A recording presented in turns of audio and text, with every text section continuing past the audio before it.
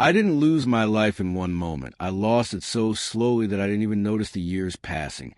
And the worst part wasn't that I didn't achieve anything, but that for a long time I truly believed I was in control, until one day I stopped and realized I had been living a life I never actually chose. My name is Marcus Kane. And if you think this only happens to weak people or to those who never had opportunities, then you need to listen carefully. Because my story is not about failure. It's about how easy it is to lose years of your life just by living what looks like a normal life.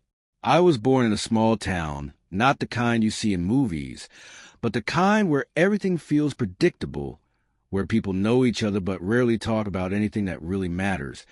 And in my family, there were four of us. Me, my younger sister, and my parents, who did everything they could to give us stability. But stability and direction are not the same thing, and back then I didn't understand that. My father believed in one simple rule: work hard, don't ask too many questions, and don't take risks, because risk means danger. And growing up, that sounded reasonable, because when you're a kid, you don't analyze, you absorb. My mother was different. She tried to ask how I felt. She tried to talk about the future, but those conversations never went deep, because I wasn't used to being honest.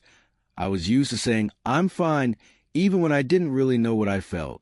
At school, I wasn't the best, but I wasn't the worst either. I stayed in the middle, doing just enough to avoid attention. And looking back now, that was one of the first patterns I ignored, because doing the minimum to appear normal eventually becomes a way of living.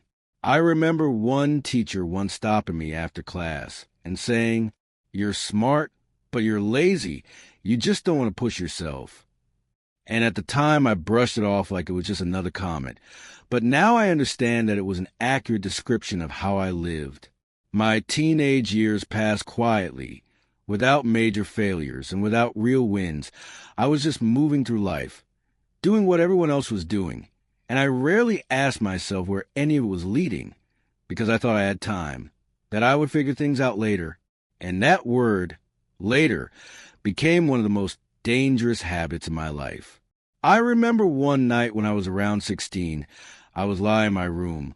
The house was quiet, and I was just staring at the ceiling, not really doing anything. And for a brief moment, a thought crossed my mind. What happens next? And just as quickly as it appeared, I pushed it away. Music, phone, anything to avoid going deeper. And that's how I learned to avoid important questions. Not because I was afraid, but because I was used to it. When it came time to choose what to do next, everyone around me was talking about college, about the future, about what you're going to come. And I made my decision not because I understood what I wanted, but because it was the expected path. So I went to a regular college, not the best, not the worst, just the one that was available. And that's where something important happened. Not a mistake, but the absence of a real choice. And it feels safe at the time. But that is a mistake. College didn't feel like a new beginning. It felt like a continuation of the same pattern, just in a different environment. Because I showed up, I attended classes, I completed assignments, but I never fully engaged with anything. And the truth is, I didn't choose what I was studying because I believed in it. I chose it because it made sense on paper, and that's a dangerous way to build your life. I remember sitting in one of my classes, listening to professor talk, watching other students take notes, ask questions, participate, and I realized something that made me uncomfortable. They were actually thinking about their future, and I wasn't. I was just moving forward because that's what I was supposed to do.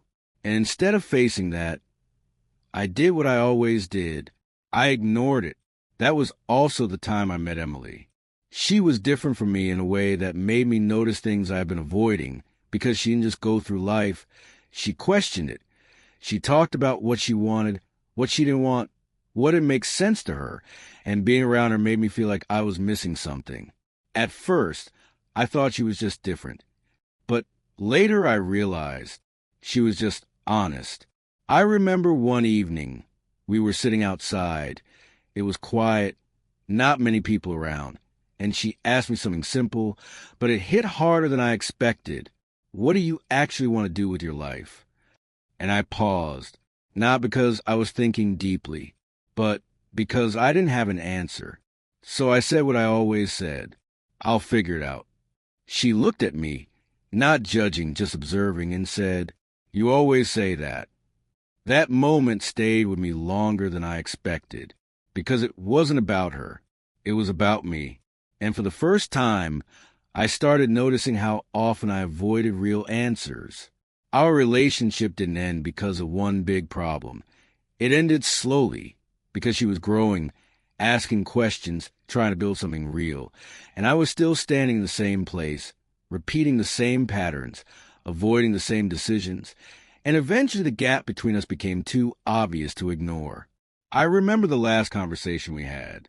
She said, "I feel like you're not really here." And I didn't know how to respond, because she was right. That was the first real crack in my life. Not financial, not external, internal. Because for the first time, something I didn't do cost me something real. After college, nothing dramatic happened. There was no big failure, no moment where everything collapsed, which is exactly why it was so dangerous, because my life didn't fall apart. It just slowly became something I didn't choose. I got a job, a normal job, an office, a desk, a screen, and at first it even felt like progress, because I was doing what I was supposed to do. I was earning money. I was becoming independent. And if you asked me back then, I would probably tell you that things were fine, maybe even good. But that feeling didn't last. Not because something went wrong, but because nothing changed. I remember my first few weeks. Everything felt new, new people, new environment, new routine. And for a moment I convinced myself that this was it, that this was the start of something, that this was what being on track looked like. But then days turned into weeks. Weeks turned into months. And that new feeling disappeared. And what was left was repetition. Wake up, same alarm, same time, same tired feeling. Get dressed, same clothes, same mirror, same face looking back at me. Go to work, same road, same people, same conversations. Sit down, open a computer, stare at the screen, pretend to care, and then do it all again. At some point, I stopped noticing the days, not because they were fast, but because they were identical. And when your days are identical, your life starts to disappear without you realizing it. I remember one specific moment that still feels real when I think about it. I was sitting at my desk. The office was full of noise, people talking, keyboards clicking, someone laughing somewhere behind me. And I was looking at my screen, reading the same sentence over and over again, not understanding it. Not because it was difficult, but because my mind wasn't there. It was somewhere else. And then something strange happened. I just froze for a few seconds, completely still, because a thought came into my head that I couldn't ignore. If this is my life, is this enough? I looked around, at everyone, at their screens, at their faces, and for the first time, I didn't feel like I was part of it. I felt like I was watching it. That evening, I didn't go straight home. I got on a bus, sat by the window, and just looked outside. The city was moving. Lights, people, cars. Everything felt alive. Except me. A guy next to me was on the phone, laughing, talking about something that clearly mattered to him, making plans, sounding excited.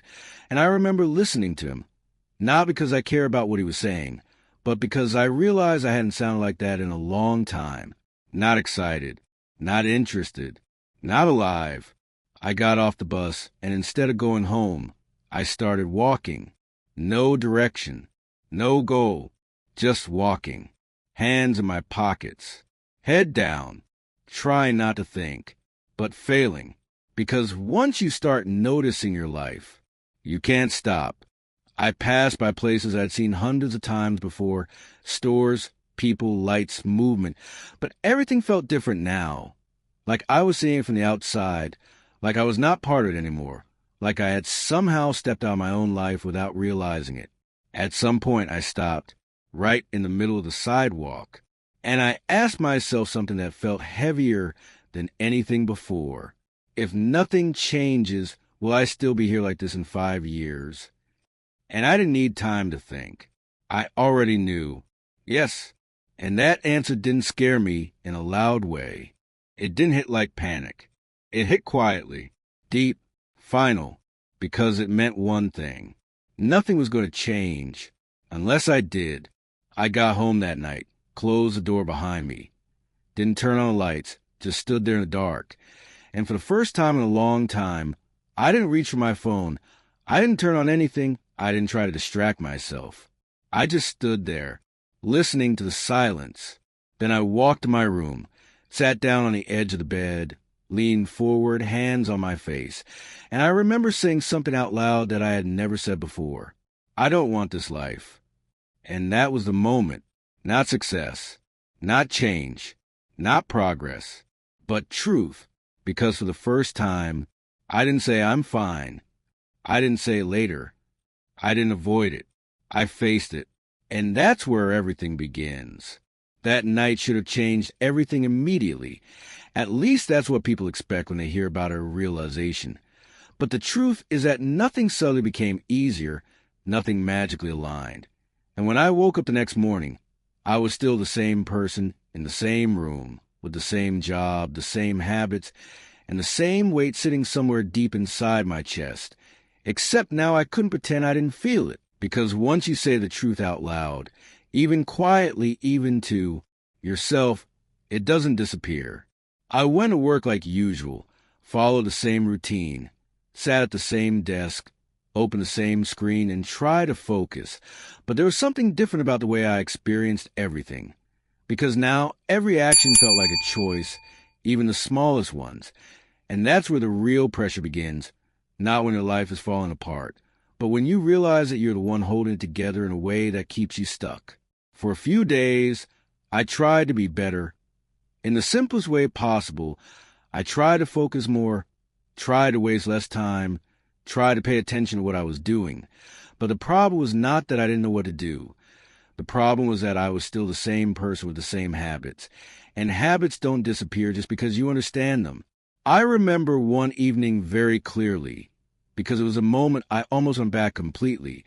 I came home tired, not physically, but mentally drained, the kind of tired that makes you want to stop thinking altogether. I threw my keys on the table, sat down, picked up my phone almost automatically, and without even noticing I was already scrolling again, falling into the same pattern that had defined my life for so long. And the scary part was not that I did it. The scary part was how easy it felt, how familiar, how comfortable. Minutes passed, maybe more. I didn't even notice, because that's what distraction does. It removes your awareness just enough for time to slip away. And in that moment, I could feel something inside me starting to settle again, like my mind was slowly returning to the same numb state where nothing feels urgent, nothing feels real, and everything can be pushed to later. And I almost let it happen. I really did, because part of me wanted it, wanted the comfort, wanted the escape, wanted to not feel that pressure anymore. And then something interrupted it. Not a sound, not a message, a thought. If you go back now, nothing will change. It wasn't loud. It wasn't emotional. It was clear, and it stopped me. I froze, phone still in my hand, screen glowing in front of my face. And for a few seconds, I just stared at it. Like I was looking at something I had seen 1,000 times before, but was only now truly understanding. And in that moment, I realized that this right here, this automatic movement, this unconscious decision, was not small. It was a reason nothing in my life had changed for years. I slowly lowered the phone. Not dramatically, not forcefully, just intentionally. I leaned back in the chair, closed my eyes for a second, and felt that discomfort again, that emptiness, that pressure. And this time I didn't try to escape it. I let it stay, even though every instinct told me to run from it, to distract myself, to postpone it, to delay it. And that was new, because for the first time, I wasn't reacting. I was choosing. I remember saying something quietly, almost under my breath. Not this time. And that moment, as small as it looked on the outside, was heavier than anything I had done before, because it was about one action. It was about breaking a pattern that had been running my life without me even noticing it. The next few days were not inspiring. They were not motivating. They were uncomfortable, slow, and sometimes frustrating, because I kept noticing how often I want to go back, how often my mind looked for easy ways out, how often I caught myself reaching for distraction. And every time I stopped, even for a second, it felt like effort. And effort without immediate results is one of the hardest things to maintain. There were moments when I questioned everything, when I thought, what if this doesn't change anything? When I felt like I was fighting something invisible, something internal that kept pulling me back into the same patterns. And I won't lie, there were days when I lost, when I slipped, when I went back to old habits for a while. But there was one difference. I noticed, and once you notice, you can't fully go back. I started to see my life differently, not as something that just happens, but as something that is built out of small decisions repeated every single day. And that realization changed how I approached everything, because I understood that I didn't need a massive change. I needed consistency, not motivation, not inspiration, consistency. And that's where the real shift began, not when things became easier, but when I stopped expecting them to be easy, when I accepted that discomfort was part of the process, and that avoiding it was the exact reason I had been stuck for so long. I didn't become a different person overnight, but I stopped being the same one, and that was enough to move forward. The strange thing about changing your life is that when it actually starts happening, it doesn't feel like a breakthrough. It doesn't feel like a big moment where everything suddenly makes sense. It feels quiet, almost invisible, like something is slowly shifting inside you while everything on the outside still looks exactly the same. And if you're not paying attention, you might even miss it. Because nothing in my life suddenly became impressive. I didn't wake up one morning feeling confident. I didn't suddenly love what I was doing. I didn't become successful overnight. What changed first was how I moved through my day. I started noticing time in a way I never had before, not as something that just passes, but as something that I was constantly spending, sometimes without realizing it, sometimes without control. And for the first time, I began to treat it like something that mattered, something that I couldn't afford to lose the way I had been losing it before. And that awareness changed small things, very small things. The way I woke up, the way I started my morning, the way I reacted when I felt the urge to escape, the way I made decisions when no one was watching, at work. Nothing dramatic changed at first. I was still sitting at the same desk, still looking at the same screen, still surrounded by the same people. But the difference was internal, because now I wasn't just going through the motions. I was paying attention. I was finishing what I started. I was staying present longer, even when I didn't feel like it. And slowly that started to show, not in a way that others immediately praised, but in a way that I could feel. I remember one moment clearly. I was sitting at my desk, working through something that I would have avoided before, something that required focus and effort, and I caught myself thinking, I would have skipped this before. And instead of feeling resistance, I felt something else. Respect, not from others, from myself. And that was new, outside of work. My habits started to shift, not perfectly, not consistently at first, but enough to create a difference. I stopped reaching for my phone. Every time I felt uncomfortable, I stopped filling silence with noise. I started allowing myself to sit with my thoughts, even when they were difficult, even when they reminded me of how far I still had to go. And that's when something unexpected happened. The emptiness I had been running from started to change. It didn't disappear. It transformed into clarity. I began to understand myself better, not in a philosophical way, but in a practical way. I started seeing patterns, recognizing triggers, understanding why I avoided certain things. And that understanding gave me something I didn't have before. Control. Not control over everything, but control over my actions. And that was enough to change the direction of my life. Weeks turned into months, And for the first time, I could look back and see a difference, not a dramatic transformation, not a before and after that you would show the world, but a quiet, steady shift in how I lived, how I thought, how I responded. And the most important part was I trusted myself more. I remember the first time I realized that fully. I was sitting alone, no distractions, no noise, just me. And instead of feeling the usual urge to escape, I felt calm, not because everything was perfect, but because I knew I wasn't running anymore. And that feeling was worth more than any external success I had imagined before. My life didn't become extraordinary. It became intentional. And that changed everything. I started making better decisions, not because I was forcing myself, but because I understood the cost of bad ones. I became more disciplined, not because I was motivated, but because I'd seen what happens when you're not, and slowly, step by step, without any shortcuts, without any sudden breakthroughs, my life began to move in a direction that actually felt like mine. There were still difficult days. There were still moments of doubt. There were still times when I felt like I wasn't doing enough. But the difference was I didn't go back because I couldn't. Not after I had seen the truth. Not after I felt what it's like to have control. Even if it's just a little. And if I'm being honest, that's the real success. Not money, not status, not recognition, but the ability to sit alone with your life and not want to escape it. Because there was a time when I couldn't do that. A time when silence felt unbearable. A time when I needed constant distraction just to avoid myself. And now I can sit in that same silence and feel at peace. And sometimes I think about what would have happened if I didn't stop that night, if I didn't ask that question, if I didn't choose, even in a small way, to do something different. And the answer is simple. Nothing would have changed. I would still be there.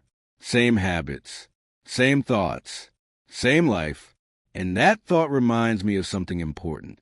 Your life doesn't change when something big happens. It changes when you stop ignoring the small things. So if you're listening to this right now and you feel like you're stuck, like your life is moving but not in the direction you want, like something is off but you keep pushing it away, then maybe you don't need a plan. Maybe you don't need motivation. Maybe you don't need to figure everything out. Maybe you just need one moment, one honest moment, where you stop and tell yourself the truth, because that's where it started for me, and that's where it can start for you. Take control of your life, one step at a time. I'll see you in the next story. If there's one thing I want you to take from this story, it's not some big idea, not a perfect plan, not motivation that disappears tomorrow. It's something much simpler. Stop lying to yourself, not to people, to yourself. Because deep down, you already know what you're avoiding. You already know what's not working. You already feel that something is off. And the longer you ignore it, the heavier it becomes. You don't need to fix your whole life today. You don't need to have everything figured out. Just start with one honest decision. One moment where you don't run. One moment where you choose differently. That's how it begins. Not big, but real. And if this story felt real to you, if you saw yourself in any part of it, then stay with me. Because there are more stories like this, real ones, not perfect ones. Stories that might help you understand your own life a little better. Subscribe so you don't miss the next one. Take control of your life, one step at a time. I'll see you in the next story.